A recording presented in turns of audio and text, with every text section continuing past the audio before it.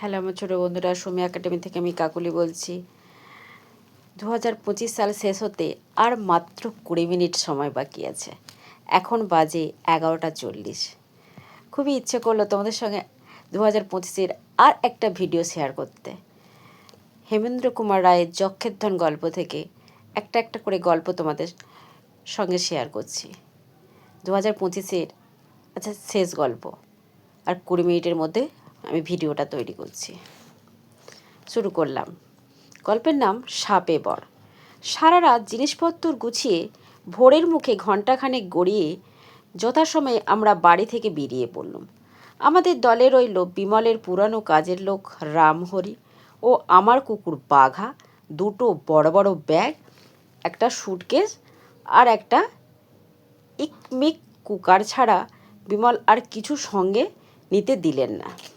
Bag দুটোর ভেতরে ছিল না এমন জিনিস নেই। ছুরি, ছোড়া, কাঁচি, নানা রকম ওষুধ ভরা ছোট একটি বাক্স, ফটো তুলবার ক্যামেরা, ইলেকট্রিক টর্চ বা বিজলি মশাল, ফ্লাক্স, গোটাকতক বিস্কুট, ফল ও মাছ মাংসের টিন, অনেক দিনে যা নষ্ট হবে না, অসম সম্বন্ধে খান কয়েক ইংরেজি বই, ছাতা, ছোট ছোট দুটো বালিশ আর শতরঞ্জি কার্ফ্রিক, সেই সঙ্গে দুটো মুখোশ বিমলের মতে পরে ও দুটো কাজে লাগাতে পারে প্রভৃতি কত রকমের জিনিসই যে এই ব্যাগ দুটোর ভেতর ভরা আছে তা আর নাম করা যায় না। সুটকেসের ভেতরে আমাদের যে কাপড় জামা রইল। আমরা প্রত্যেকেই এক গাছা মোটা দেখে লাঠি নিলাম। দরকার হলে এ লাঠি দিয়ে মানুষের মাথা সহজেই ভাঙা যেতে পারে। অবশ্য বিমল বন্দুক দুটো সঙ্গে নিতে ভুলল না। বাড়ি ছেড়ে বেরোবার সময় মনটা যেন কেমন কেমন করতে লাগলো। দেশ ছেড়ে কোথায় কোন বিদেশে, পাহাড়ে, জঙ্গলে বাঘ ভাল্লুক আর শত্রুর মুখে পড়তে চললুম। যাবার সময় মায়ের পায়ে প্রণাম পর্যন্ত করে যেতে পারলুম না। কে জানে এ জীবনে আর কখনো ফিরে এসে মাকে দেখতে পাবো কিনা। একবার মনে হলো বিমলকে বলি যে আমি যাব না, কিন্তু পাছে সে আমাকে ভীরু ভেবে বসে। সেই ভয়ে মনকে শক্ত করে রইলুম। বিমলও আমার মুখের পানে তাকিয়ে মনের কথা বোধহয় বুঝতে পারলে, কারণ হঠাৎ সে আমাকে জিজ্ঞেস করলে, কুমার, তোমার মন কেমন করছে? আমি সত্য কথাই বললুম। তা একটু একটু করছে বই কি, মায়ের জন্যে। ভেবো না, খুব সম্ভব আজকেই হয়তো তোমার মাকে তুমি দেখতে পাবে। আমি আশ্চর্য হয়ে বললুম, কী করে? আমরা তো যাচ্ছি অসমে। তা যাচ্ছি বটে বলেই বিমল একবার সন্দেহের সঙ্গে পিছন দিকে চেয়ে দেখলে।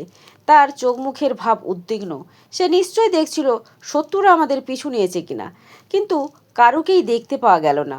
বিমলের বাড়ির গাড়ি আমাদের স্টেশনে নিয়ে যাবার জন্যে অপেক্ষা করছিল। আমরা গাড়িতে গিয়ে চড়ে বসলুম। গাড়ি ছেড়ে দিলে বিমল সারা পথ অন্যমনস্ক হয়ে রইল। মাঝে মাঝে তেমনি উদ্বেগের সঙ্গে জানালা দিয়ে মুখ বাড়িয়ে পেছন দিকে চেয়ে দেখতে লাগলো। শিয়ালদহ স্টেশনে পৌঁছে আমরা গাড়ি থেকে নামলুম। একবার চারিদিকে সতর্ক চোখে চেয়ে দেখে আমি বললুম, বিমল, আপাতত আমাদের কোনো ভয় নেই। করালিরা আমাদের পিছু নিতে পারেনি। বিমল সে কথায় কোনো জবাব না দিয়ে বললে, তোমরা এইখানে দাঁড়িয়ে থাকো, আমি টিকিট কিনে আনি।